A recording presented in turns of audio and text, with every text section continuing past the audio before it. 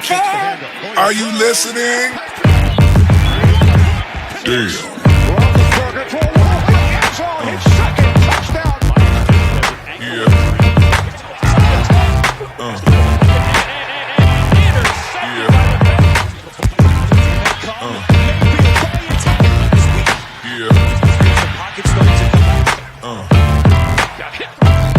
And the ball is loose. Third and 4.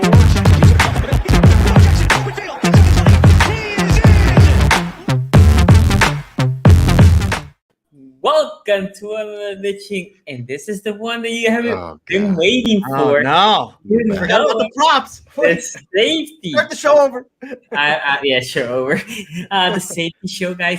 Last week, we decided to make a show about the coaches and GM just per request. We had no intention to do that, and we are not doing special team because the W is away for Baltimore. So we wait. Presley Harvin the third. I don't know. Presley Harvin the third. We're not debating punters on this show. We got a big boy punter though. I mean, and he throws a great deep ball, by the way. So, but we wanted. You guys wanted safety. Safety was what it is, and we are going with safety. And before we get started here, shout out to everybody.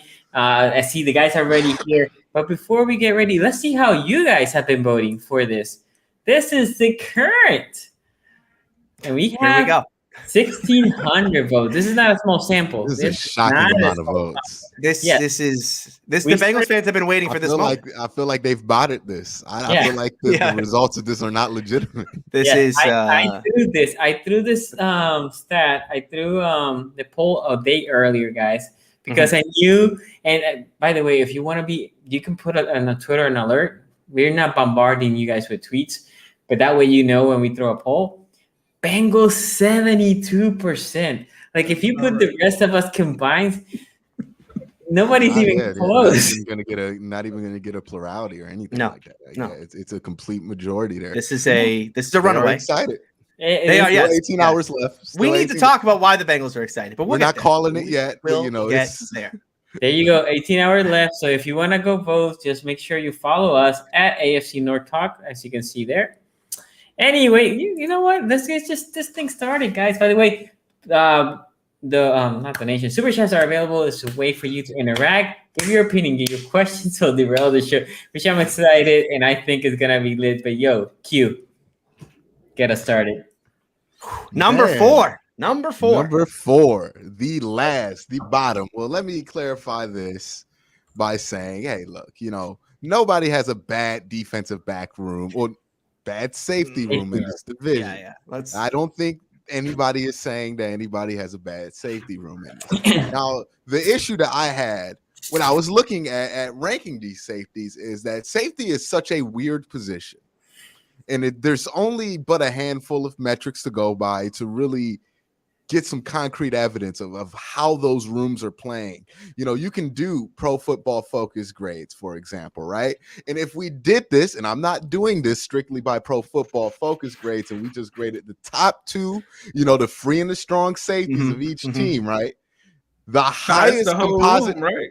It's the whole room. Well, there's safeties, Ace.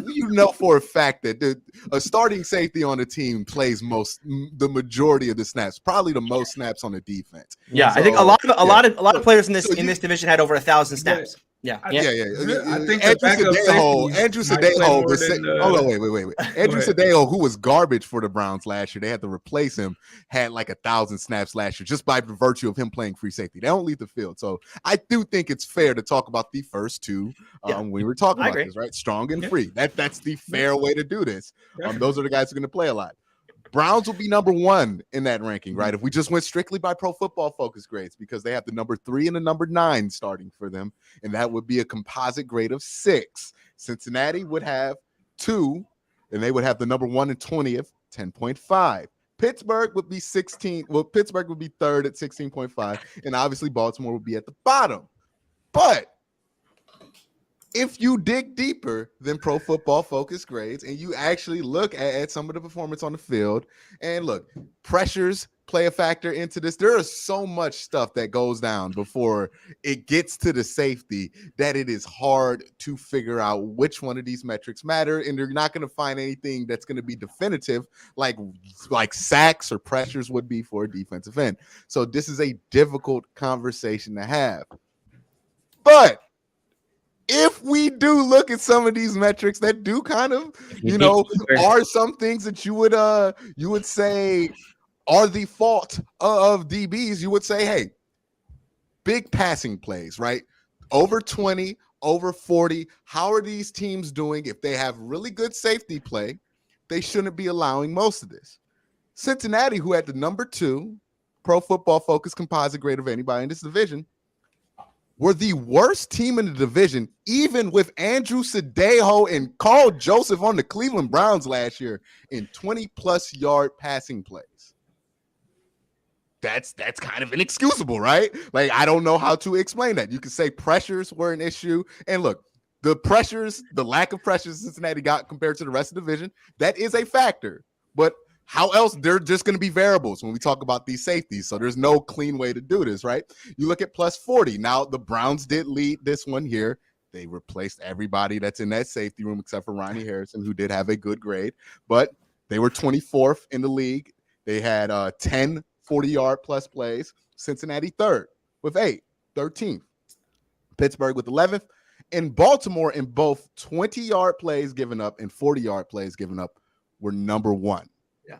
The lowest ranked composite score on PFF, but the best performing one on the list when you look at who's giving up these big plays. Now, again, Baltimore also got the most pressures of anybody I think either Baltimore or Pittsburgh, one of those two teams, they were both in the top 5 when it came to pressures when I looked them up. So pressures, they're obviously getting there. That is a factor.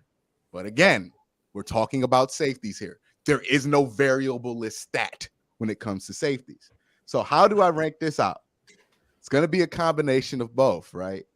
And I think, and I'm sorry, y'all know it's about to happen, right? I have to put Bengals 4. I like Jesse Bates. Surprise. I think Von Bell is all right. I think Von Bell is all right. I think he's a little bit overrated by Bengal fans. I think Jesse Bates is a little overrated. I think this is a similar situation to, in all honesty, when the Browns had Tashawn Gibson and TJ Ward. Those are both good safeties, very good safeties, better than average safeties. But when they were with Cleveland and they were on some of those terrible defenses, they looked like all-world safeties because there just wasn't anything else on that team.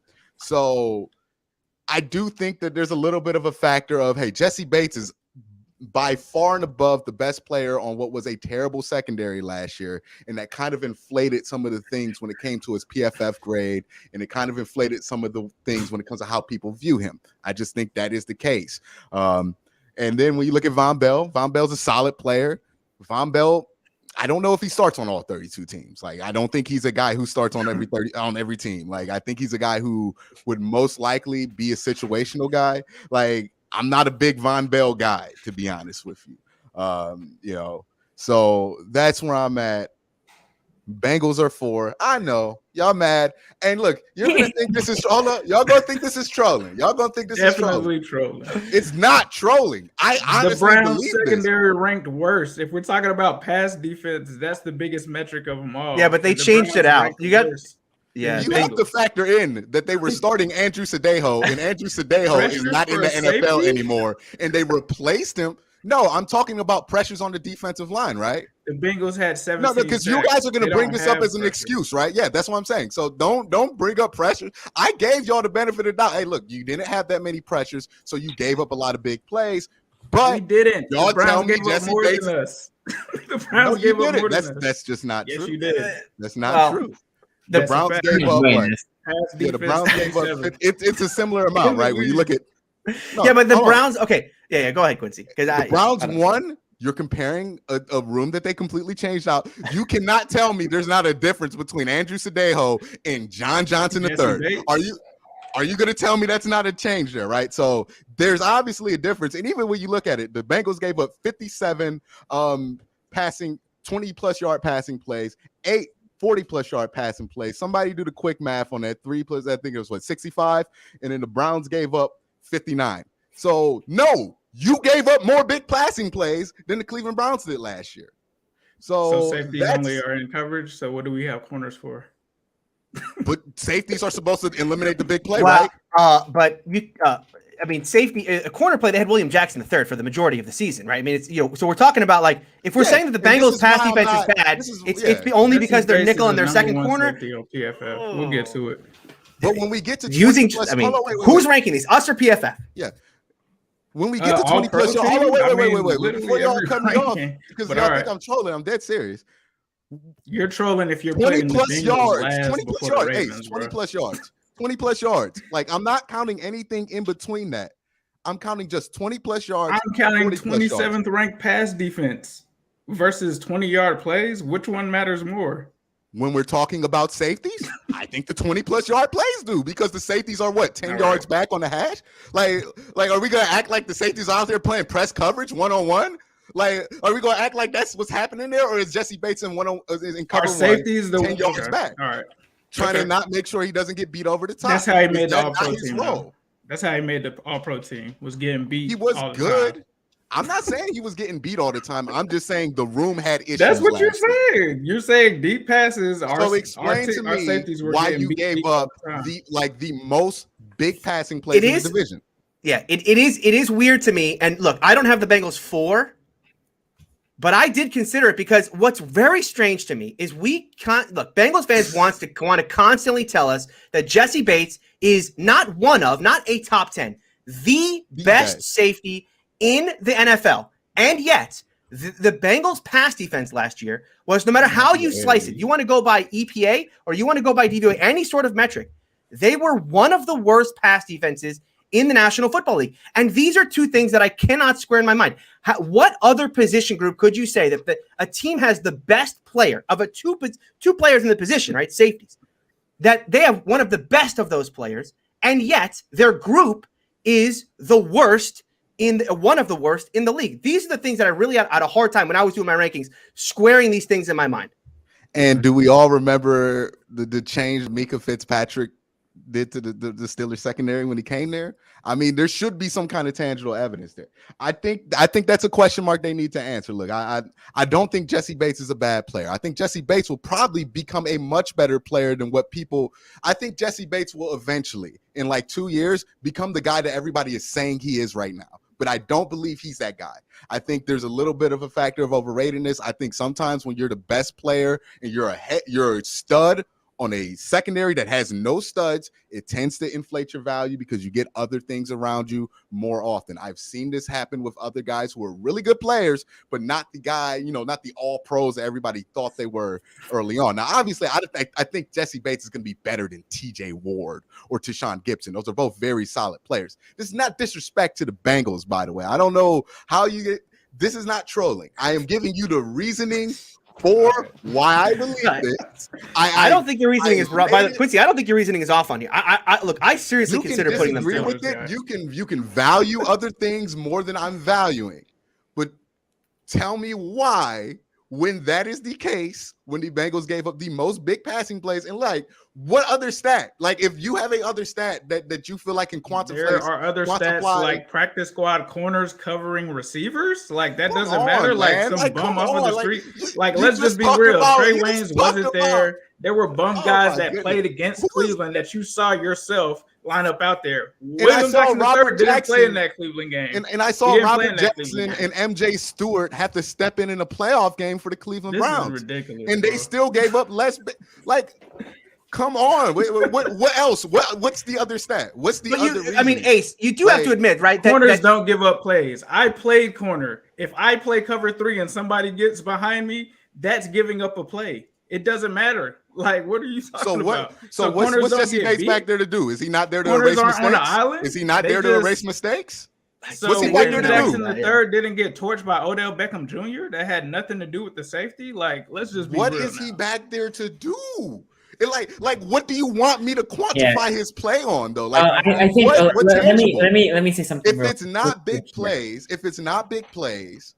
and you're gonna blame that on the DBs being so bad, because I'm trying to take the DBs out we of it by played only cover counting zero. the We big had play. a literal. We You had did a not play literal cover show zero talking about the all Bengals year. cover zero. You did not play cover zero all year. We played it You that did- whole entire Browns game, and Dude, you were like, we are "What not you talking guys about thinking? 5 plays here. We're talking about 65.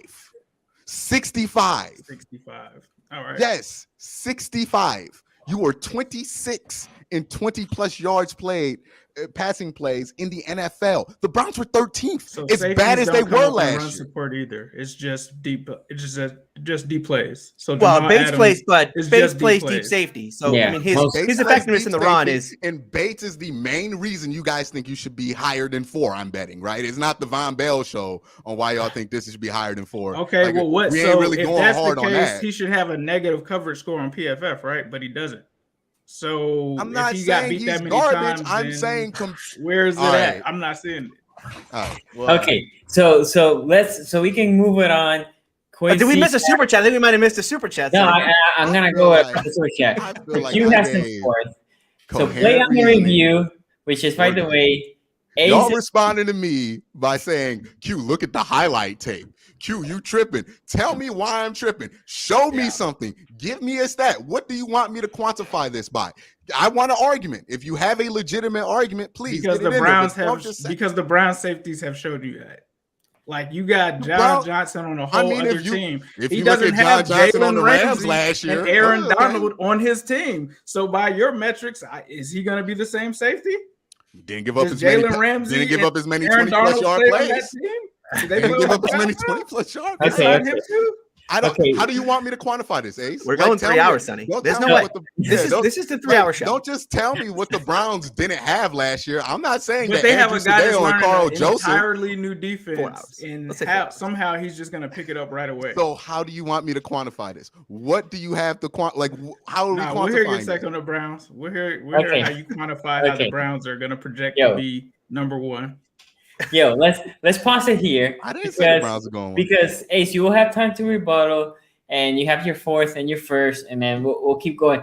Play on the review says we're all Ace Boogie, and I see that end sentiment here from Houlet Nation. And by the way, I would say this, Houlet Nation, you guys represent well. Like your Facts. what do you call that poll? Yes, you guys represent very well. And a guy named Toy Sayer says, us before the show. Let's try to keep this in an hour. Us during the show. This is gonna go minimum 3. And by the way, this is why you come to this show, right? It's a minimum 3-hour show today. This is why exactly you come to here. And yo, you guys are gonna love it. So Ace, I'm gonna throw it to you, bro. Who's your fourth? Who is your fourth? For me here, it has to be the Ravens. Just I thought you were gonna say those- the Ravens. Switch it to the Browns. Come on. I'm not I'm really delusional. not trolling. I'm gonna go with the Ravens here, obviously because they don't have bad safeties. They have 2 quality starting safeties, but it really just kind of goes with the cornerbacks here. They have very strong corners, have solid safeties. Obviously, they had Earl Thomas before. We talked about how bad Earl Thomas was, so I don't think their starting safeties are playing any worse than what Earl Thomas was doing before. They're actually probably playing a bit better, but they're just guys that are kind of just there. And for me, when you're looking at some of the all-pros in this division, you can't sit there with a serious face and say that these guys would rank above some of those guys in the division. So for me, I've got to go with the Ravens there. Again, I don't think that they're the worst, but when you have a Minkah Fitzpatrick, when you have a Jesse Bates, even, Von Bell, I guess, in comparison to what they have there, I think that it's still 4 for me. Okay, so you have me at Jesse. You had me at Minka. You could have got me at John Johnson. I will say this. I'll take my 2 over Vaughn. But I will agree with you. Well. I will take my 2 over the rest of the Bengal safeties. But I agree with Bates. Yeah, I agree with Bates. So the thing with the Ravens is the Ravens' 2 safeties are very solid. You have Chuck Clark that is also calling plays, right? So he has extra, what do you call that?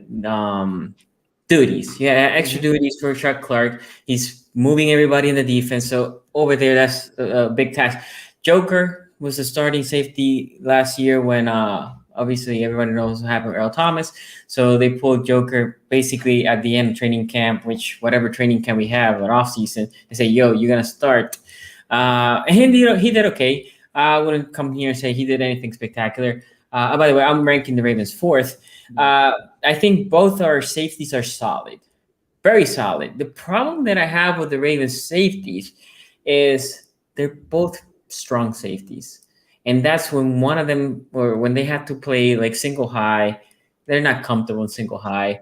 You don't see that. I mean, I thought Joker could when he played in Texas. He had a knack for the ball. He's really good coming downhill, way better than just being there floating. Could have been it was again first year safety, 5th or 6th round pick 2 years ago. So he's going to year 3. So it could have been that, but still, I mean, I'm just being honest.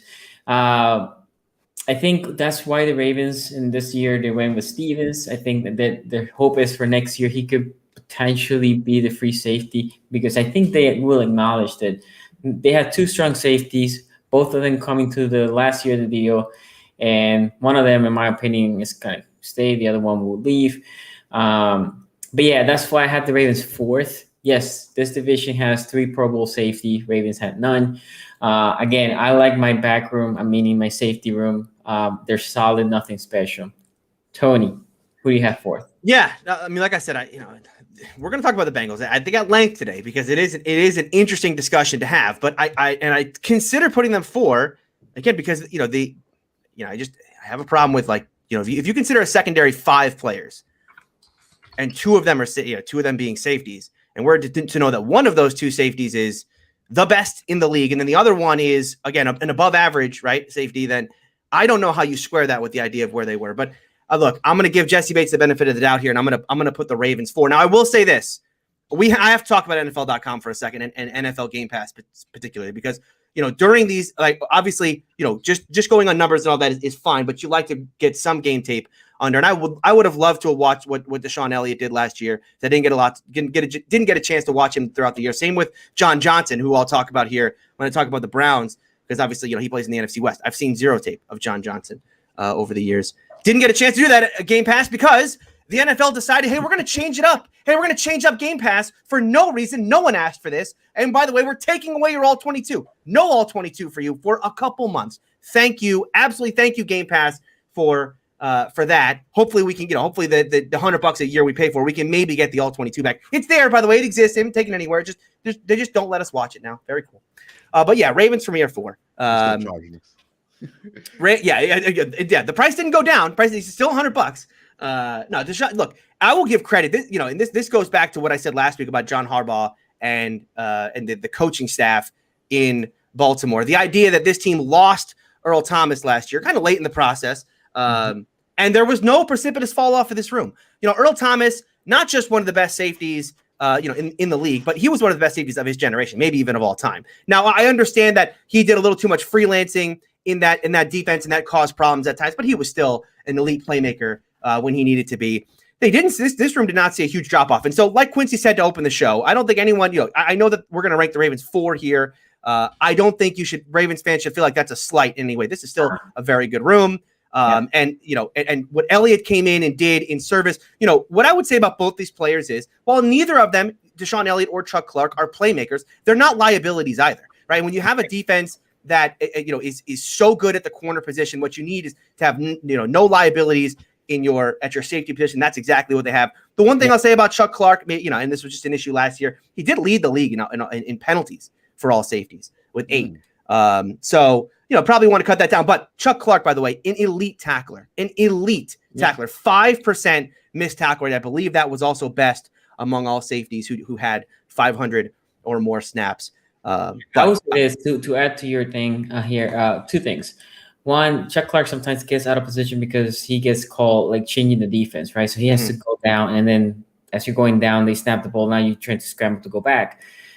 Second is, remember, Ravens also blitz a lot. So these safeties a lot of times are in an island versus some of the safeties can just play more conventional, single high or too deep. So, I'm ranking them 4th. But I think, Tony, you sum it up great. I think they're solid, right? You said they're not a liability, and I agree with that. They're not a liability. Okay, so Tony, were you gonna say anything else before I go? No, that's it. Like I said, I think I would rate the room for Baltimore as they are not playmakers, but they're also not liabilities. And I think that's a good thing for Baltimore. Professor Chaos. I'm going to let Q answer this, by the way. If anybody else wants to pitch in, you're more than welcome. What do you think, Q? Oh yeah, that 1.8 million. That can't be how much that costs. Because like Odell makes money, but like, come on, man, he don't make that much money to be spending that much on his face. But hey, I don't know. Doesn't he make he makes like 17? It's like 1/10 of his salary for the year. That goes to taxes, because that's true. Taxes in 3 different states, and one of those states is California because he does live out there, and the other one's in New York. Okay, he probably gets like 8 million of that. And he was injured last year, so he didn't get no bonuses. So you know what I mean? It can't cost that much. That is literally like a fourth of his salary. Yeah. By the way, Professor Chaos, shout out to you. Thank you for the donation, and shout out to Dakota. Telecom. Hopefully, if I mispronounce your last name, my apologies. We're talking about the next Stroke Palomaro Air Reed. Okay, we're gonna stop the stream now. Turn into an Ed Reed. Ed Reed, Stroke Palomaro, really? Jesse Bates is a better player than what I'm about to say here. But this is not that far of a step different than like the whole Hollywood Brown Tyreek Hill saga that went on last year. If we're like, I don't think people are legitimately doing this, but Ed Reed and Troy Polamalu, that's cool. There's some sort of text thread among all Bengals fans. We're being trolled. That's not even fair. We're being trolled. Anyway, shout out to you for the donation. I appreciate it. Unreasonably high bar. Yeah, I didn't even think that's fair for Jesse Bates. But anyway, Q, who's your third man? The Browns are third. Wait. Hold on. What? Hold on. Well, we'll get to that right after Tony talks about his ball. Sorry. Tony, ball commercial. Go. Okay. Well, attention listeners across the galaxy, all the way from Australia to Houston. Do we have a pube problem? If so, our friends at Manscaped have you cleared for takeoff with their 4th generation and brand new Lawnmower 4.0. Kick your pubes to the next planet with the Performance Package 4.0. The orbits in your pants will feel like you're in zero gravity when you use the best tools for the job from the leaders in male grooming. Join the 2 million men worldwide who trust Manscaped and get your rocket ready for takeoff by going to manscaped.com for 20% off and free shipping. But you got to use the promo code AFC North Talk. All one word, AFC North Talk. Ready for an out-of-the-world experience, fellas? Look no further than the Performance Package 4.0 from Manscaped that has just taken off, not only in the USA, but I know 11% of you out there are watching this from outside. Well, in Canada, the UK, across Europe, Australia, South Africa, and Singapore, you can now get the Performance Package 4.0. Inside that package, you'll find their Lawnmower 4.0 trimmer, the Weed Whacker ear and nose hair trimmer, the Crop Preserver ball deodorant, Crop Reviver toner, Performance boxer briefs, and a travel bag to hold your whole solar system. First scheduled for liftoff, the new Lawnmower 4.0 trimmer. The spaceship is here to guide you on a journey to trim your balls, butt, and even Uranus. This 4th generation trimmer also features a cutting-edge ceramic blade to reduce grooming accidents thanks to their advanced skin-safe technology. It also has a 4000K LED spotlight, so you can turn it off and on when needed for a more precise shave. The Performance Package 4.0 also includes the Weed Whacker. It's like having a little astronaut to chop your worst weeds up top in your nose and ear. Don't forget about the Crop Preserver ball deodorant and their Crop Reviver to help your little planets be on their A game while feeling the sun's heat. Manscaped even threw in 2 free gifts to their Performance Package 4.0, the Manscaped Boxers and the Shed Travel Bag. Abort hairy balls and Buzz Lightyear that Woody with Manscaped. Get 20% off and free shipping. But again, you got to use our promo code AFC North Talk, all one word, at manscaped.com. Okay. Before I go to Q here, Joshua Matter says, Bengals fans walking up for this week's ranking like Undertaker. Q, go ahead, man. Go ahead. Yeah. All right. So I put the Browns here at 3. And I know some people are thinking I'm trolling here. I'm absolutely not trolling here. This is what I legitimately believe right now. The one thing, look, the Browns have revamped their secondary room. I've really liked what they've done.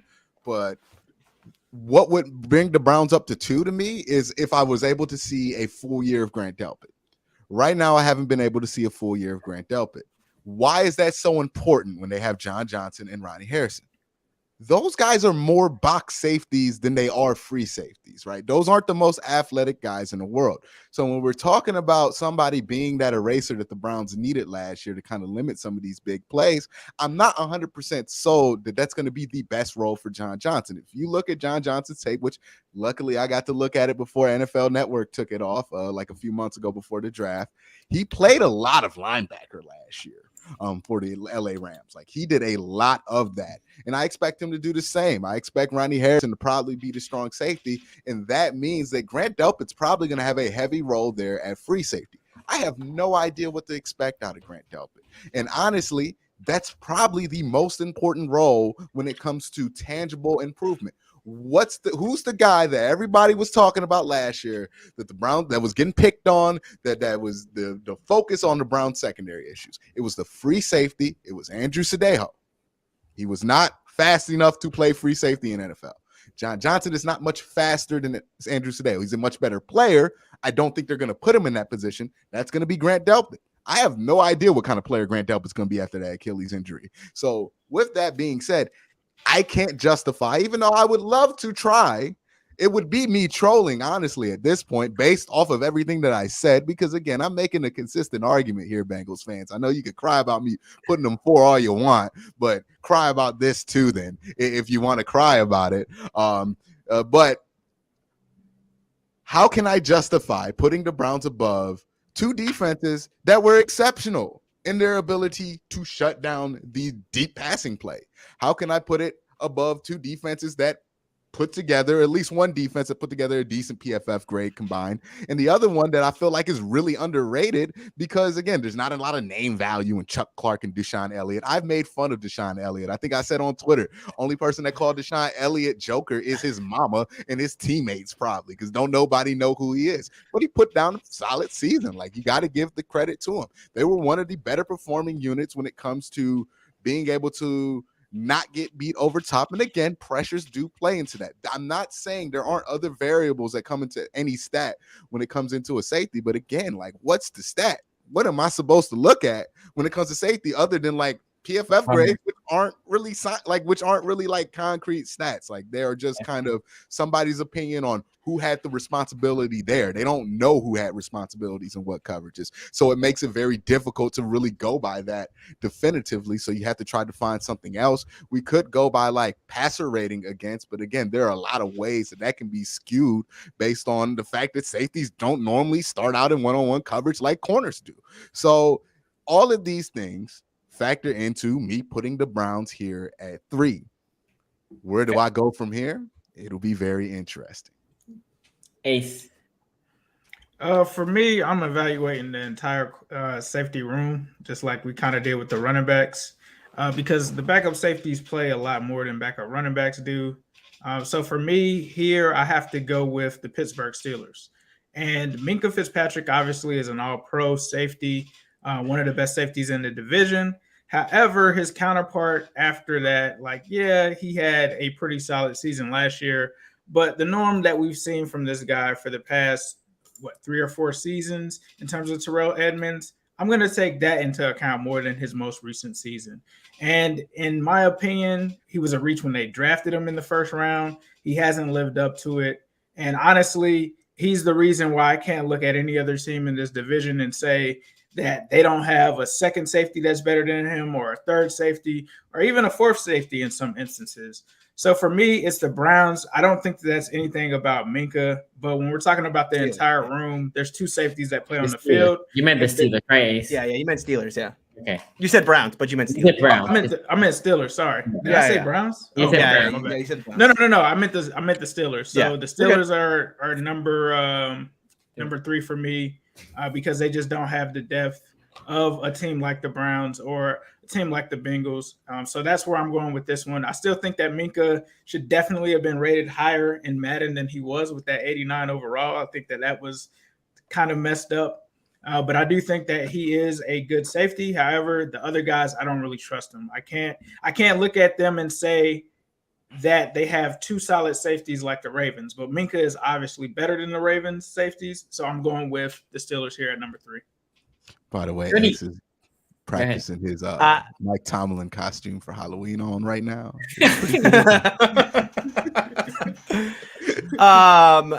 Yeah, I mean, I'll say I don't want to get into why the Steelers shouldn't be ranked third. I'll just say this: when we talk about depth for the Steelers, the backup safeties for the Steelers last year, Sean Davis and Jordan Dangerfield, played a combined defensive reps of 77 reps between the two of them. So it's again, there are certain systems that use 3 safeties. The Steelers are not one of them. Minka Fitzpatrick and Terrell Edmonds played in every game. Well, Terrell Edmonds sat out the last game because it was meaningless.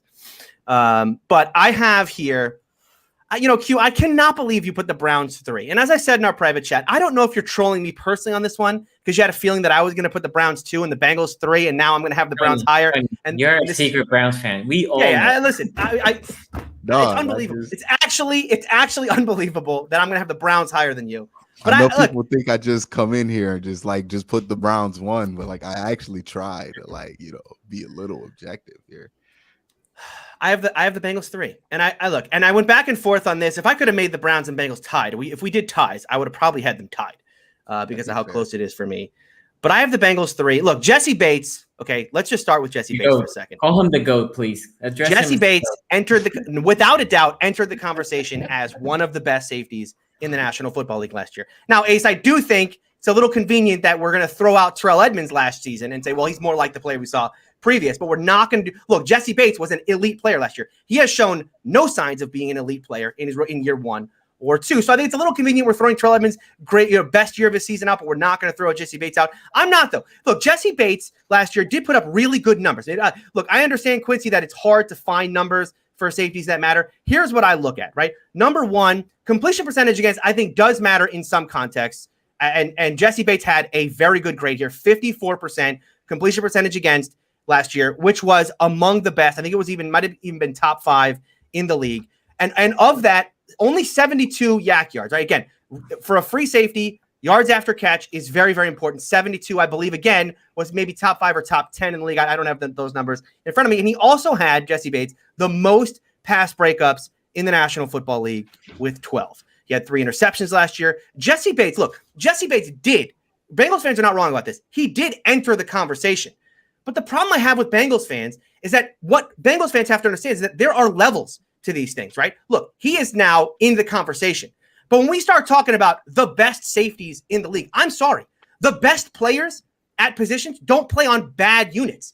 He's in a bad secondary right now. He has not elevated that secondary to anything other than a bad unit right now. His impact to that defense, the impact on the field, okay, to what that secondary was look, it was minimal at best. If the only argument I will buy is that the Bengals either had the worst secondary in the National Football League by far. They would have had been worse for Jesse Bates to have had a real impact because, again, by passing defense, 27th in DVOA, 25th by EPA.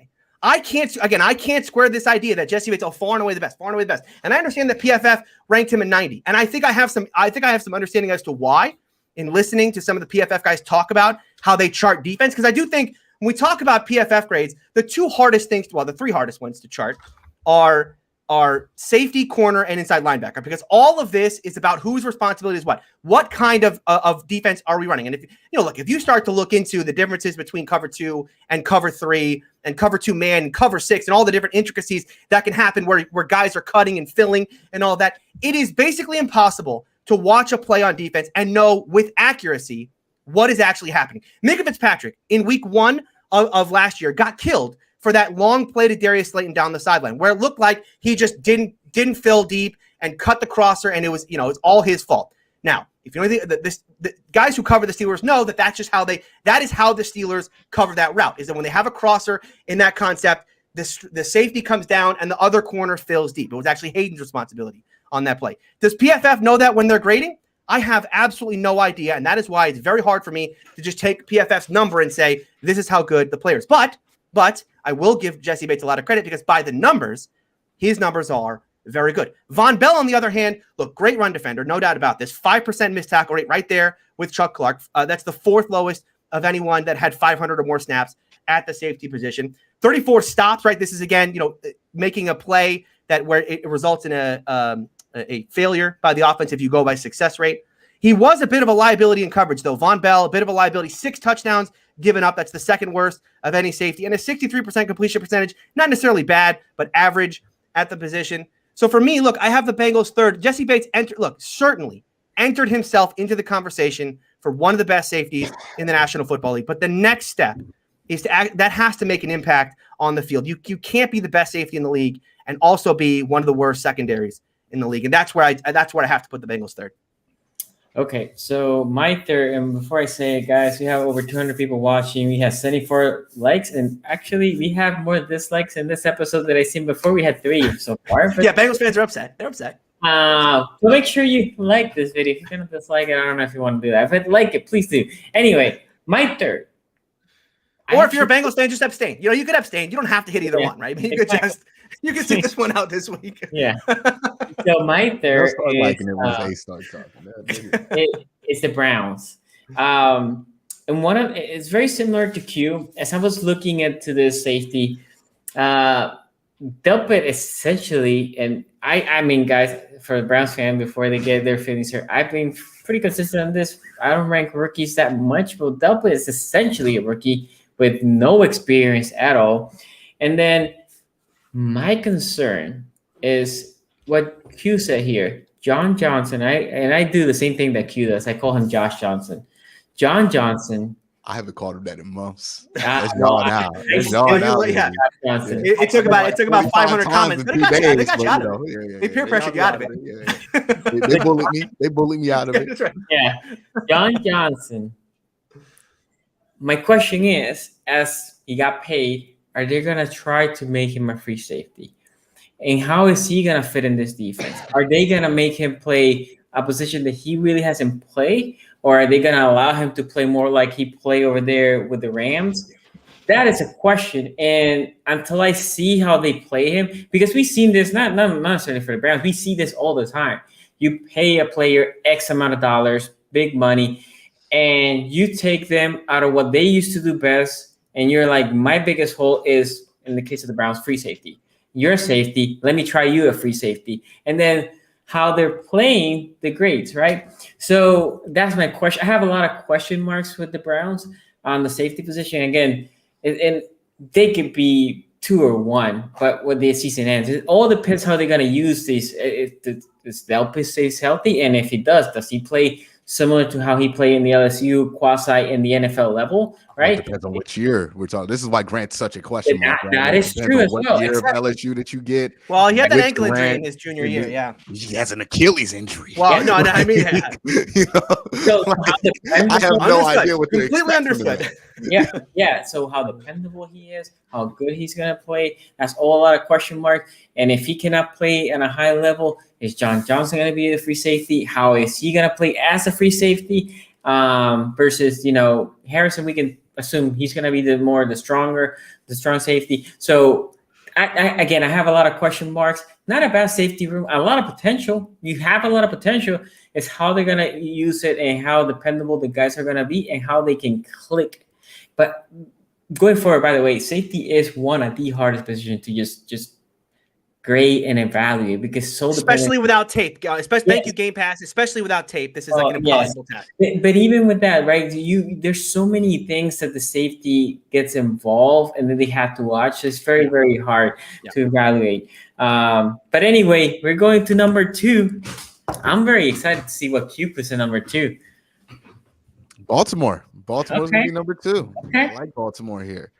They were a good coverage unit. They had some holes last year. Like they definitely weren't like one of the best in the NFL or anything like that, but they were good enough there. And they were really good against the run. I like what Baltimore did out there. Look, Chuck Clark and Deshaun Elliott might not be the most exciting names in football. Every other defense was safety room on this conversation is much more exciting when it comes to the names. I mean, Jesse Bates is a much more exciting name than anybody in Baltimore. Minka, obviously a much more exciting name. John Johnson, is a guy who's kind of a late riser. He just popped into that top 10, top 5 safety conversation, wherever you want to put him in. He's a more exciting name. And even like a Grant Delpit will probably be more exciting than what the Ravens have there. But sometimes what works isn't exciting. It just works. I mean, this is a unit that lost Earl Thomas And let's remember, we were still thinking of Earl Thomas as Earl Thomas when he got cut. Like, we were dancing around, jumping around with joy, talking about the Ravens were going to be terrible at safety because they lost Earl Thomas last offseason when we were doing these shows. And did we ever think that the Ravens were missing Earl Thomas at all this year? I don't think so. I don't remember bringing it up. You talk about a solid unit. Again, the numbers can't be denied here.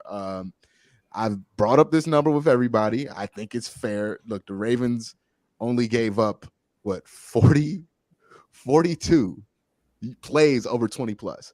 Yeah. Pittsburgh, who's second in division with all of this, gave up 45, just 20. Like it's exponentially just a better number for Baltimore there. They played well. Now you can blame it on, they blitz a lot, so they don't got a lot of time. You can definitely say, hey, they got Marcus Peters and Marlon Humphreys. That helps. Yeah, that does help, which is why they aren't number one. But for now, I have them at number 2. I think this is a unit that we're going to appreciate a lot more at the end of the year. Just really robust, really solid, really not super versatile, but versatile enough group that you could throw out there. They're not flashy. They're not the Swiss Army knife that the Browns could be this season. They don't have the flashy player or the really sexy player like a Jesse Bates, but they have put out really solid work. And, either when they had Earl Thomas, when they don't have Earl Thomas, they've been pretty good. So shots out to them. Baltimore, I think you guys have a better than what most people would expect safety room. And again, it's because they're not big names, right? These are late round picks. Deshaun Elliott literally just got healthy for a year. Like these aren't anybody that anybody's going to be hyping up other than Raven fans. Now, Raven fans, don't you take this inch that I gave you and run with it. Don't you run with this and tell me that Deshaun Elliott's gonna be a Pro Bowler or something. Oh yeah, I have walked myself into the dungeon of doom with this. Pro Bowler. But this is what I believe. Ravens 2. Before I throw it to Ace, remember there's only one Joker in this division. No, go ahead, Ace. I literally rated the Ravens higher than anybody else was willing to on this show. And you gonna do that to me, Sonny? Oh yes, I will. It's special big. It's special big. Yeah. Go ahead, Ace. Raven fans are gonna be talking all 2022. Why Quincy always say Ravens 4?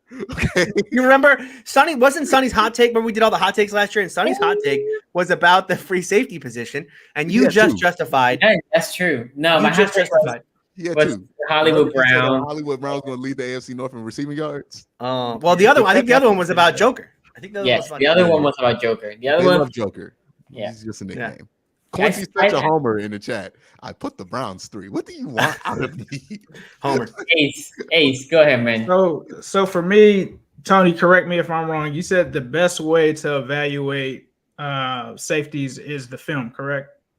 Yes. Yeah. Well, I mean, you obviously you can't evaluate players without film. Yes, I think right. Film, but we also discredit PFF, right? Do you know what PFF does to assign their grades? They watch film. Okay. Let me finish my point. I'll let y'all talk. They have about 10 people that watch the games. Yes. 10 people watching single players for every single game, and then they assign them a grade.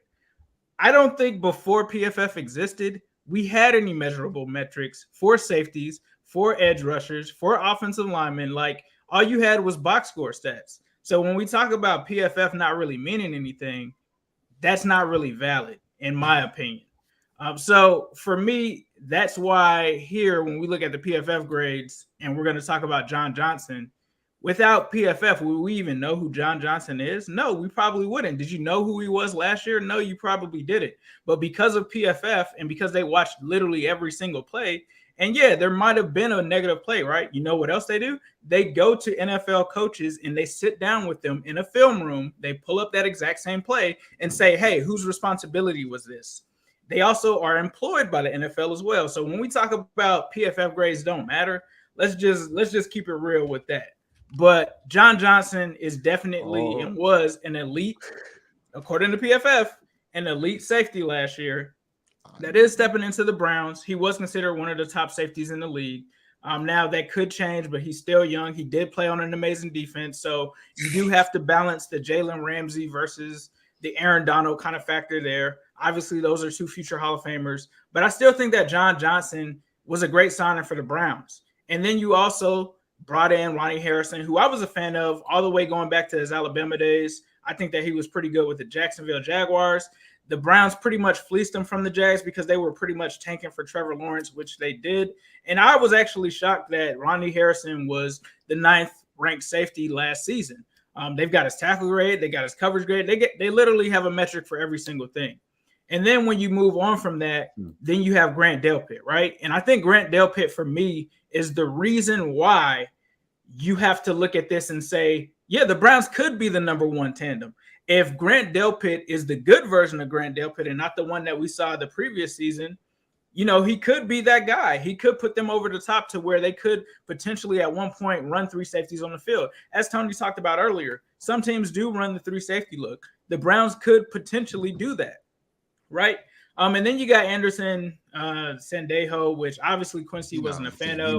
But when you talk about the ceiling of this team, I mean, they've got potentially 3 top 10 to top 15 PFF graded safeties on that roster, and the potential is high, and they're still all young, right? So the Browns for me are second just simply because of the question mark for Grant Delpit, because he's coming off of an Achilles injury, right? Like if it was a different type of injury, I would say, you know, Grant Delpit could hit the ground running week 1.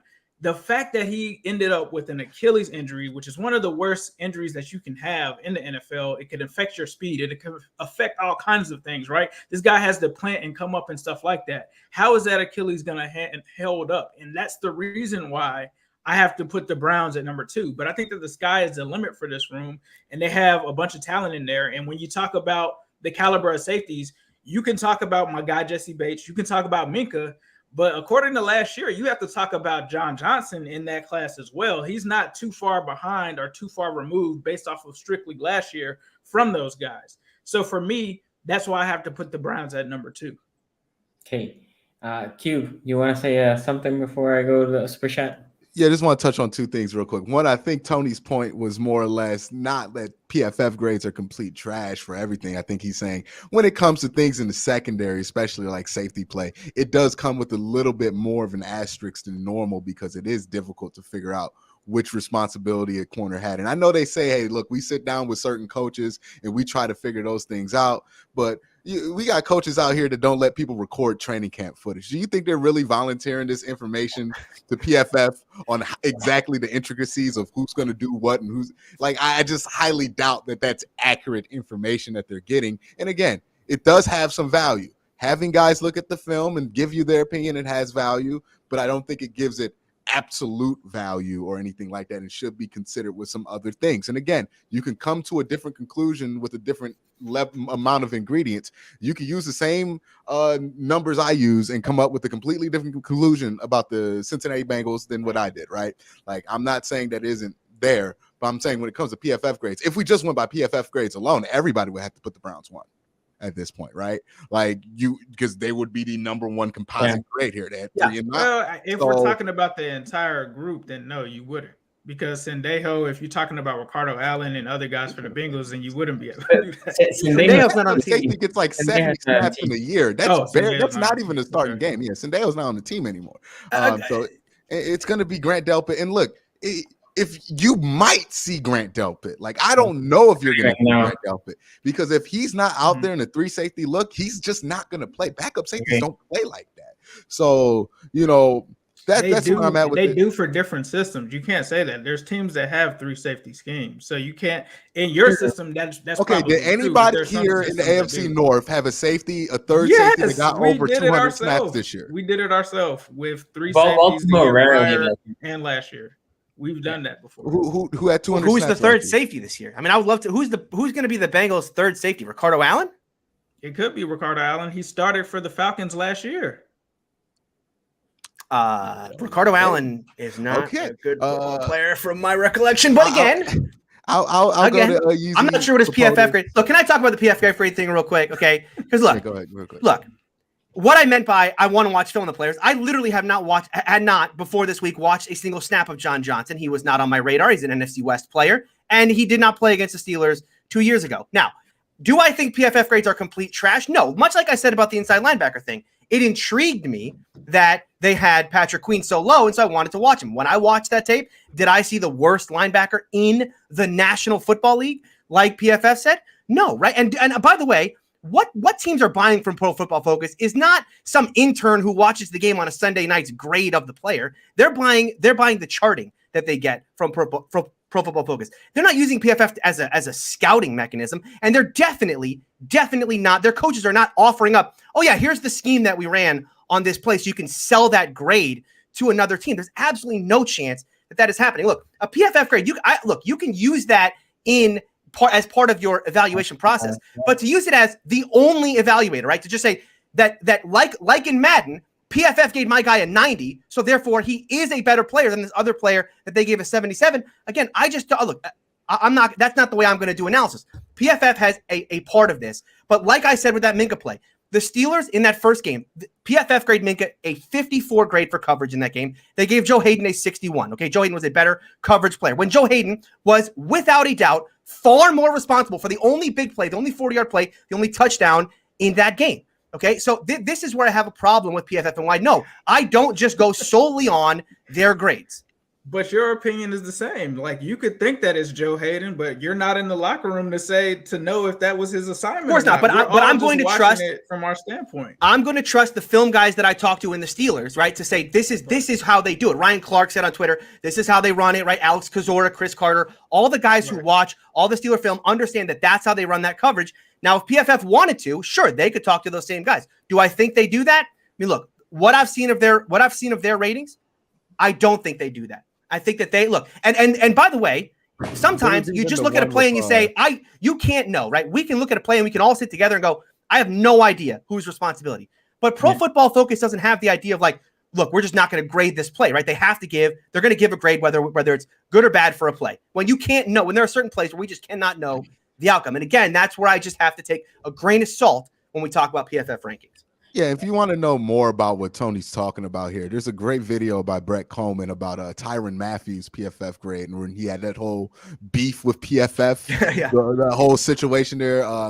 Brett Coleman made a great video about it and actually interviewed some guys from PFF to get deeper into what they actually do there if you want more clarity on these PFF grades. I personally look at PFF grades kind of like a Wikipedia article when you're doing a research paper in college. I think it's a good starting point. It can give you an idea of what to look for in a player, but I think there's also a lot more that goes into it. But one super chat here from Yeezy for POTUS says, Quincy, can the Cavs please hurry up and trade Colin Sexton to the Knicks? You know the Cavs about to Cavs this up. You know they about to trade him to the Warriors for Draymond Green. Like, you know that's what the Cavs about to do. Like, they about to trade for another center because they just drafted Evan Mobley and they don't want him to play. Okay, and then Professor Chaos says, hey, can you pull up the Twitter poll and repeat Ace picks? Okay. They are identical. They are identical. He's got a point. Yeah. Ace is the man of the people this week. Ace, you have replaced me as the true man of the people this week. Man of the people. Okay, I'm going to give you my number 2. And my number 2 is the Bengals. I think Jesse Bates is really, really good. I hear the arguments that all you guys have been putting. And I actually consider putting them on number 3. But as I said with the Browns have potential, but for me have a lot of question marks how they're going to interact with all these different players. How they're going to scheme it? Are they going to put them in the right fit? The question is, Bates is legit, and Bates played great with a bunch of, I don't want to call garbage. They were not very good players last year. So the hope is, as they provided a little bit more talent, I like some of the moves, some of the other moves I'm like, but nevertheless, they're still better than some of the other talents that they had in last year.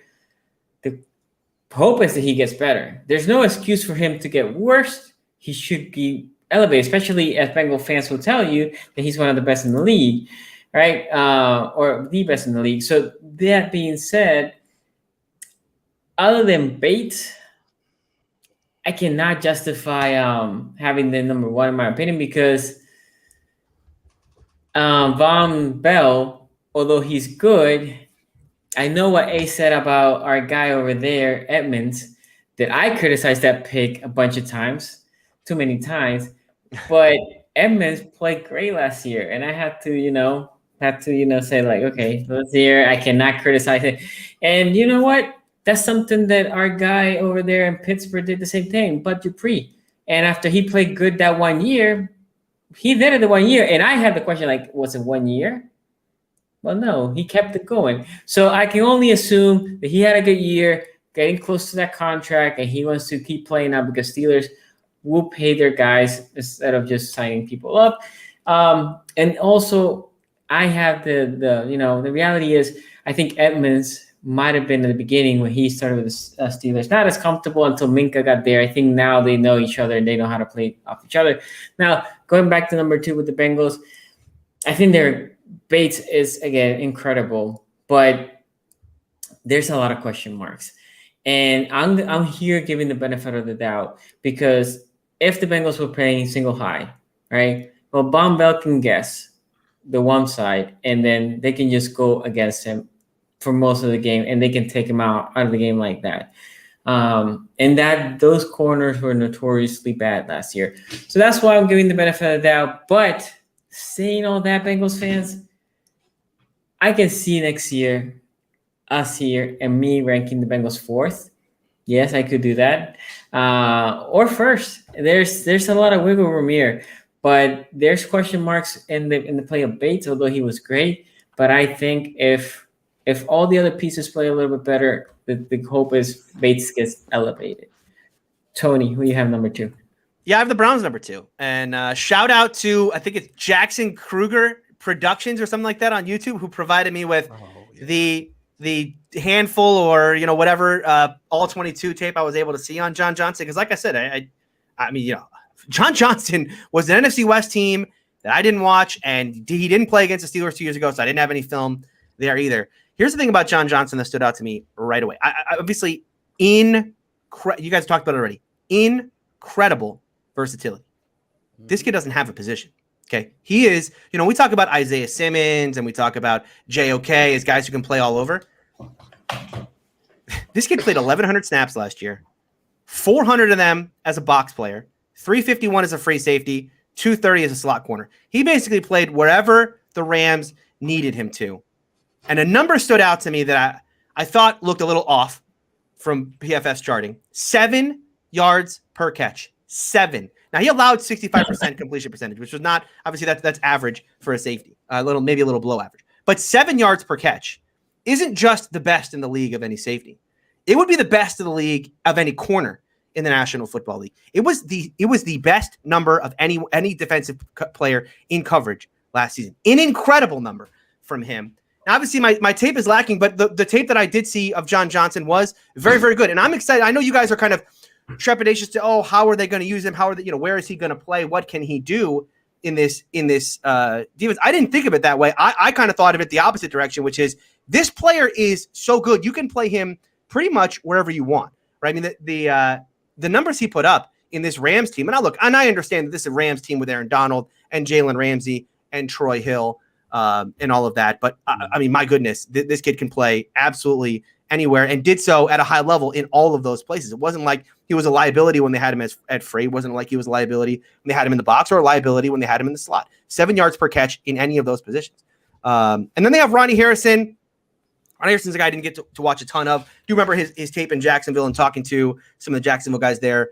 They thought he was a young ascending player and sad to see him go to Cleveland. I know he played a little bit last year in Cleveland. And then Delpit, Delpit's a player that I can't take Delpit into account in this. I don't take rookies into account. I know he's not a rookie, but for all intents and purposes with Grant Delpit, the guy played 0 snaps last year. So I have the Browns here as a number 2 team. Okay, let's finish this strongly here. Guys, thank you for everybody that's watching. Please make sure you hit that like. Also, remember, super chats are available if you want to interact with us. Q. Numero 1. Yeah, I've been dreading this. Let's hear it. B+. B+. The Steelers remember when you said he was a B+ player. I mean, he still is. He's just the best B+ player in the division, I guess, in my opinion. All right, yeah. So the Steelers are here at 1. They have a unique combination of both of the things I'm really taking into consideration here heavily, right? Like they have some decently graded players. they also have some really good, plus 20, plus 40 numbers here. They're not as good as Baltimore's, but again, the support is not the same as Baltimore, right? You're talking about going from Marcus Peters and Marlon Humphreys helping you on the outside to aging Joe Hayden, who he's still good, not his best years, but we're not necessarily like talking about Joe Hayden as like this hot young guy anymore, like we're talking about everybody on the Ravens secondary. And then it was I am blanking, not Cam Steven Nelson. Steven Nelson, yeah. Steven Nelson. Who's good, but obviously not as good as what Baltimore had there. The support was much less. They had a lot of injuries. Both their linebackers got hurt. Not a ton of help coming from those linebackers in coverage, to be honest, with you. And I know Mika took a lot of flack from me just because, at some time, I think he did have a little bit of a rougher start to the first like 3 games of the season. I think that's when a B+ safety comment came out. But I do think he turned it around by the end of the year. Now, he did get beat a couple times by Baker Mayfield. By the way, Bengal fans who want to tell me Baker Mayfield simultaneously stinks while telling me your safety room is good. How the hell did he go 23 or 23 on the greatest safety in the NFL? I don't know. That's not happening against Ed Reed. But, that's another conversation for another day. I bet you blame Lou Anarumo or something like that. But when it comes to the Steelers,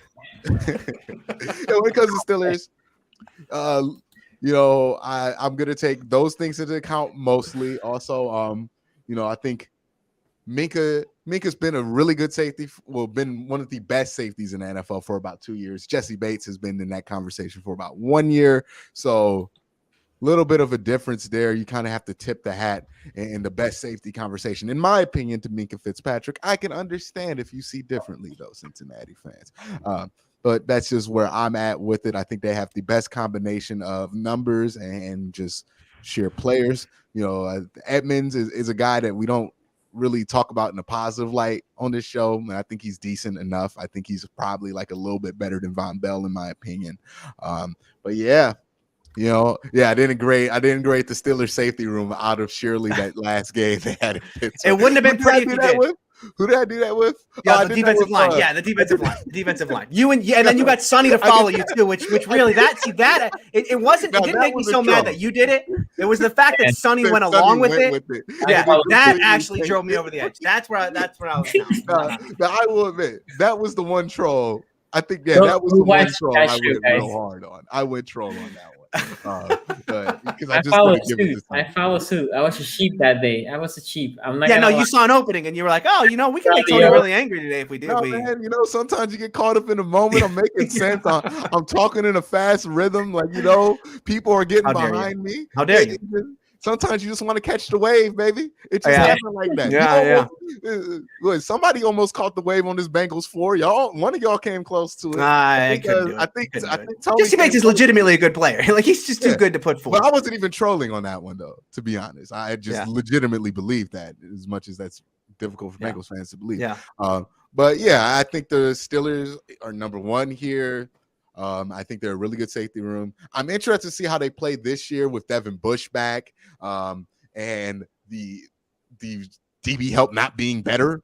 I'm interested to see what that's like. Don't doubt James Pierre. I've been sending you guys all the tweets, and don't forget about my future Hall of Famer. Yeah, we'll see. We get to see him in a Hall of Fame game here soon, or is he too good? 48 hours, 48 short hours away. I don't know. We'll see.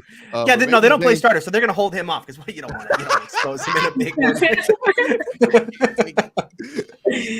Okay, well, thank you, Professor K, for the nation. Give your rivals an inch of room, and they run, and they start building the damn James Pierre Hall of Fame monument out of rope. You can't give them an inch sometimes. Hey, that was Skip last year. Ace, who do you have as number 1? So for number 1, you guys know it's going to be the Bengals for me. And I think it's funny, Bengals fans. I'm talking to you. They just now are understanding who Jesse Bates is. We've known who Jesse Bates has been since his rookie season. So Tony had said something earlier like, Jesse Bates is just now having an elite season. And that's true. But it's not like Jesse Bates was some scrum like Terrell Edmonds was his rookie year. I remember actually sitting on this very show with Tony and debating that Jesse Bates was a better safety than Minkah Fitzpatrick about a season or two ago, if I'm not mistaken. Mm-hmm. And even if we take that first PFF year, right, and we're like, oh, well, where would that Jesse Bates rank in this kind of division based off of 2021? He's still ranked third. And Jesse Bates, we can pivot from PFF. We'll look at NFL.com. We'll do their top 100, which is surveying his peers, NFL players, coaches, all kind of things. Everybody that's pretty much on the field, right? He was ranked higher than Minkah Fitzpatrick, albeit by only 2 spots. You know what they say about him, which has been the story of him his entire life. Anytime he finally gets to get some shine, he's pretty much one of the most underrated players in the league. He plays in Cincinnati, so nobody really talks about him. And nobody gets to watch games and see what this guy can do. And that's pretty much prevalent because everybody's like, oh, he's overrated or this and that. But Jesse Bates has been an ascending player since he was drafted. He's arguably one of the best safeties to come out of his draft class. And that was a draft class that was also shared by Derwin James. I remember wanting to bang the table for Derwin James to get drafted to the Bengals, right?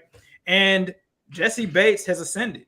And we can talk about all pro teams. You know what? Jesse Bates, did he make the all? Yes, he made the all pro team as well. Team. So we don't Second have team, to though. it's still all pro. We don't have to talk about just PFF grades. You see what his peers think about him. You see that he made an all pro team in Cincinnati at that. If he played in Pittsburgh, maybe a few more all pros there. Maybe if he had TJ Watt coming off the edge, maybe if he had Stephon Tuitt there. Yeah, he doesn't play with anybody. He plays with absolutely nobody. And you know what? He still balled out. So Jesse Bates, I believe, it's going to be hard to outdo the season that he had this season, right? I don't think that he's like Aaron Donald where he's built to, be a 99 in Madden 3 straight seasons because he's just that good, or PFF's #1 rated player 3 years in a row. I'm not saying that he's going to do that, but I think that he's a top safety in the league. Now, we can say that he was #1 last year. I'm not going to say that that's just going to continue for the next 5 years of the decade. I think that there's a healthy competition between him and Minkah Fitzpatrick. I'm not going to downplay that at all. But then you also talk about Von Bell. Von Bell was one of my favorite signings that the Bengals actually made last season because he came into that strong safety position and did what we kind of needed from him, which was being an enforcer. And I mean, you don't have to go any further than the Juju play to realize what Von Bell kind of did. He's never been a coverage guy. Like, I knew that when I looked at his stats and I looked at his film from New Orleans, but he actually played a lot better than he typically has in coverage last year. So Von Bell, I think he's not only brought an enforcer presence, he's also kind of been a good veteran in the locker room. And he's a solid safety. Like, when you look at the PFF scores and you break it down just by this division, Von Bell is, if I'm not mistaken, the 5th safety in here. He's right after Minkah, right above Terrell Edmonds. And so he's a solid player. Like, is he going to be the super elite strong safety? Probably not, but he's going to give you better or above average play from that position. And then you talk about the depth in this team as well. Ricardo Allen coming over from the Atlanta Falcons. He played last year slightly above average, barely, just a little snippet above average. Not the most athletic guy, but another solid guy that can come in, and that's going to be better than what the Bengals had last season with some of their reserve safeties because injuries happen. But then outside of that, that's when it really gets interesting because they brought in a guy in Kayvon Frazier from the Miami Dolphins, who also was a pretty solid reserve safety. And then they still have Brandon Wilson, who was kind of voted to the Pro Bowl, I think, as a special teams ace, but he's also pretty solid in coverage and things of that nature as well. So when you look at the top to the bottom, I feel like the Bengals arguably have the best safety in the division, depending on who you talk to, whether it's PFF, whether it's NFL.com, the top 100 players, or whoever you talk to, even Madden. Apparently Madden is even on the Jesse Bates hype train. Oh, man. And then when you talk about the sum of the rest of the room, I think that's what gives me the deciding factor between the Bengals and the Browns, because when you compare safety 1 to 4 or even 5, I mean, this room is deep. It's super deep. It's talented. And I think that this is honestly the strongest part of the Bengals defense, which wasn't a good unit, but this is literally the only strong part of the unit was the safeties, which is why you saw so many moving parts at the defensive line. You saw moving parts at the cornerbacks, but you didn't see anything really change at those safety positions. And that's why, because it's the strongest part of the Bengals defense. Let me say this. My #1 team here is the Steelers. And it pains me to say, it's very painful. Always I had to rank the Steelers 1. Actually, anytime I'm loving it. Non-Ravens one, it's painful. But for all the crap that I gave Tony, and I'm still not sure if the Minka trade, if you would have gotten a quarterback, would have been worth it. But let me put that conversation aside. Minka was definitely worth the number 1 pick because without Minka, that team doesn't go 8-8. And I gave my props to Tomlin. But Minka, and we talk about TJ Watt a lot, and rightfully so, hell of a player. But Minka, we make more fun of Minka than we give him credit. And you know, the dude is great. It's great. Now, for me, if you think about this, that's for the sake of argument. If you essentially say, because it's going to be hard to debate Minka, we're going to debate that forever, and we have some good arguments and bad arguments, whatever. But you go number 2 safety, and I agree here with the guys. The reason after the number 2 I didn't take the rest of the account is because unless the safety gets injured or gets hurt, most of the time safeties are just there, right? Safeties are not coming out. Edmonds, again, God knows I gave him a lot of crap. And I still, by the way, I will say this. That was one of the worst picks, first-round picks that the Steelers made in the past 5 years. Jarvis Jones was worst. Right. But in the first round. That's what makes it hard to give him any credit. Yes. You're like, oh, he's a first-round pick. Yeah. But if he was a third-round pick, right? I mean, it's a great pick. If it's a third-round pick, it's a great pick. The first-round pick, it's like, okay. When they got Minka, so it's like, okay, I guess you kind of just like tried to make us forget that. Look, Edmonds play. I will say this: like, if I had to give him a grade, I think he played like a solid B-, like B plus, B minus, B minus. But I mean, before that, he was not there. I only attribute it to Minka. And he feels more comfortable with Minka, and he can play more in the natural position that I think he plays, which is a little bit more downhill. Minka rolls, Minka does his thing, and Edmonds, you can cleaning up the trash, right? He can just do what he does, in my opinion, better, and he played really solid. And the second thing is Minka has done it consistently, right? In Miami, he was good, not great. And I think one of the reasons was they were using him more, or not more, but they were using him also a lot as a corner. If you think about when he came from Bama, that was a big thing. Oh, he can be a corner, he can be a safety. Versatility, No, he is an average corner at best. Let's be honest. He is like a safety. Safeties in coverage are okay. And that's what Minka is in coverage, meaning a man-to-man coverage. But when you put him as a pure safety, dude, it's legit. And he's proven it now for 2 years. And I think, but we don't give him enough credit. And that's the end of this argument. I'm not going to say anymore. Tony, who's your number 1? No, listen, I'll take it right where you left off. Shit. Let's talk about my boy, Minka Fitzpatrick. Do I have to mute him? No. I'm going to need a full 30 minutes to just wax poetic here about the greatness that is Minka Fitzpatrick. No, look, Minka Fitzpatrick, one thing that stood out to me this year very clearly after the phenomenal season that he had in 2019, defenses started saying, okay, we have to avoid Minka Fitzpatrick, right? Offense started to adjust their game plan around this player. We cannot go the Minka side of the field. We're not going there. Minka Fitzpatrick was targeted 18 times this year. 18, just 7 completions. Okay. That is in another stratosphere of other safeties in the league. The only player with 500 coverage snaps that had under 50% completion percentage, his targets per coverage snap, 2.8%. 2.8% of all passes went his way. I mean, they just did not. Defense just said, we're just not going to go to Minka's direction. And yet he's still, in those times, 4 interceptions and a forced fumble. And I'm sure Sonny and Quincy both remember the forced fumble and interception.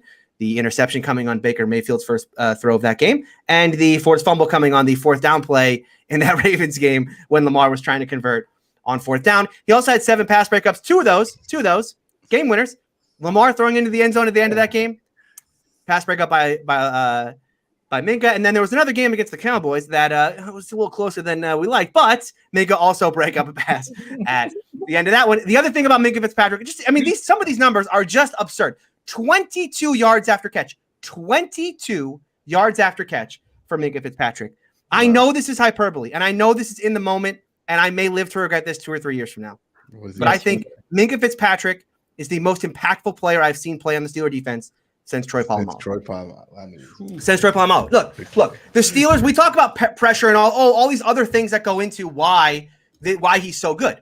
The Steelers have led the league in sacks every year since 2017. 2017, they led the league in sacks. 2018, they led the league in sacks. 2019 and 2020. There's a reason why we weren't talking about this defense 4 years ago or even 3 years ago. We started talking about this defense as being elite 2 years ago. Why? What changed? Minkah. I agree. Minkah. Yeah. Minkah Fitzpatrick getting on here. This is a team that 3 years ago couldn't buy a turnover. Their turnover number in 2018 was the third worst in the NFL. 15 turnovers that year. 15. In the 2 seasons with Minkah Fitzpatrick, 64 turnovers in those 2 seasons. Okay. Now, PFF's been brought up a lot in this conversation. Ace had Eric Eager on his show. What was it, like a month ago? Eric Eager came on. I like Eric Eager. I listen to the PFF Forecast podcast as much as PFF Greenline is an absolute crap product. And by the way, if you use PFF's ratings, okay, if you use Greenline, which is their thing that tells you whether or not you should bet the over, the under, or the spread, you would actually lose your money every single year for the last 2 years. You would have lost your money, okay, for the whole year. They have a 49% win rate on their bets. Great job there, PFF, on your Greenline product. Even though they have all the charting and everything, the thing about PFF is 49% good though? No, 49% is bad. If you have to win more than half of your bets. If you put the same bet down for every game, you have to. Yeah. No, you would lose.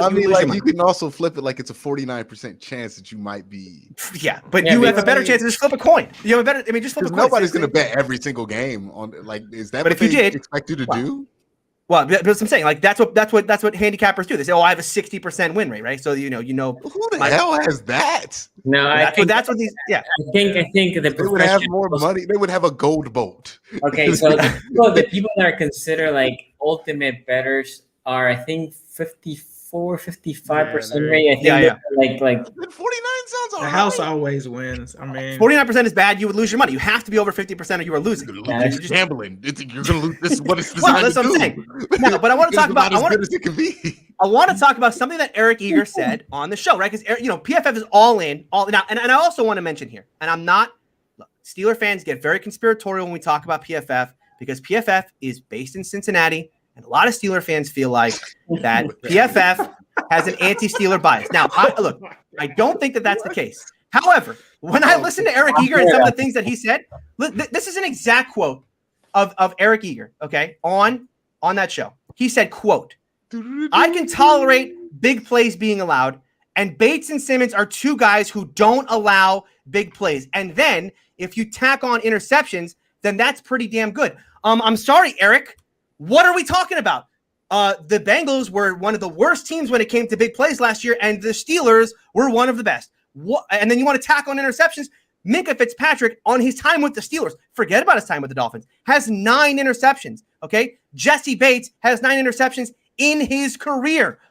By the way, Jesse Bates has never had more interceptions than Minkah Fitzpatrick in his career. I mean, this is just it's just an insane thing to say. And then the coup de grace of Eric Eager is he talks about wins above replacement. Oh, but Jesse Bates has a 1-game win above replacement. I'm sorry, if your win above replacement metric says that Jesse Bates has a bigger impact on a defense than Minkah Fitzpatrick, it's the problem is not Minkah Fitzpatrick or Jesse Bates. The problem is your statistic. Go back to your algorithm and fix that, because there's no doubt in anyone's mind that Minkah Fitzpatrick being added to that Steeler defense was far better. No, don't listen. No. How dare you? First of all, how dare you? There's absolutely no doubt that Minkah Fitzpatrick has been a far more impactful player over the past 2 seasons than Jesse Bates. And by the way, Quincy, I said I am not a conspiracy theorist. I do not buy into that conspiracy. Just pointing out that PFF.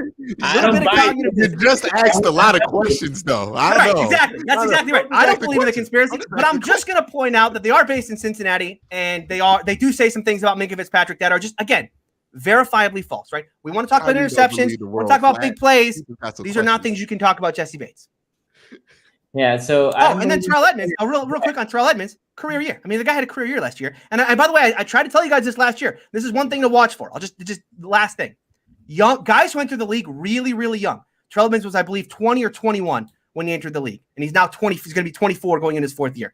Guys who are that young might take a little longer to develop. So just again, Edmonds was 23 last year. I said last year, look, give him a little time. Still young player. You got to watch for that with these guys because they can be late guys to blossom. Terrell Edmonds was definitely that kind of player.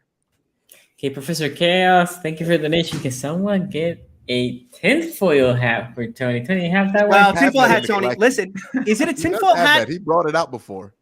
Listen, first of all, I do believe in some conspiracies, not this one. However, they got to stop calling me tinfoil hat Tony. They said this about Duck Hodges. I was right about Duck. They're saying this to me about James Pierre now. I was right about James Pierre. I mean, I will be right about James Pierre. Tony, do you believe the world is shaped in a globe or flat? Can Tony read this one? Not going to comment on that. Yes. Confirmed. Oh, this is another one. Thank you for bringing this up. I forgot about this. Mike Hilton said this week that Jesse Bates is the best safety in the league.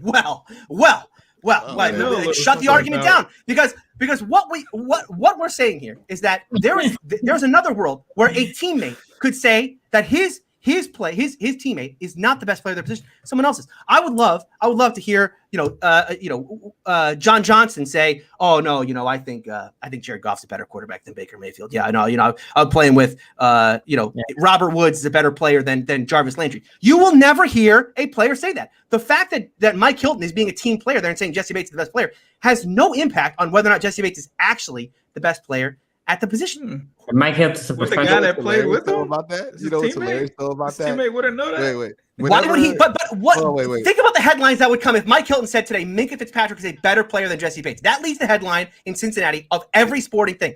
What is going on? He's trashing Jesse Bates. Why does he think Minkah's better? But if he says Jesse Bates is better, okay. Whenever like somebody's being accused of bias, like on Twitter, it's a common response. Somebody's like, "Oh, did your check from the DaCosta family clear? Did your check from the Haslam family clear?" Yeah, Mike Hilton's check literally cleared. Like his check from the Brown family literally cleared. Right. Like he might have a reason to say he is incentivized. Yes. Not saying that he probably doesn't look at them on the same tier. I have no idea what Mike Hilton's saying, but don't nobody know what Mike Hilton actually mean. Not saying that he wasn't genuine. Just, probably wouldn't be the most smart thing when you look at locker room politics to be like, yeah, man, look, I like Jesse Bates, but I got to go hard for my dog Minkah that I'm be playing 2 times a year. That wouldn't be very smart. Like, I wouldn't do it either. I'd be sitting there like, yeah, Jesse Bates is the best I've ever seen too.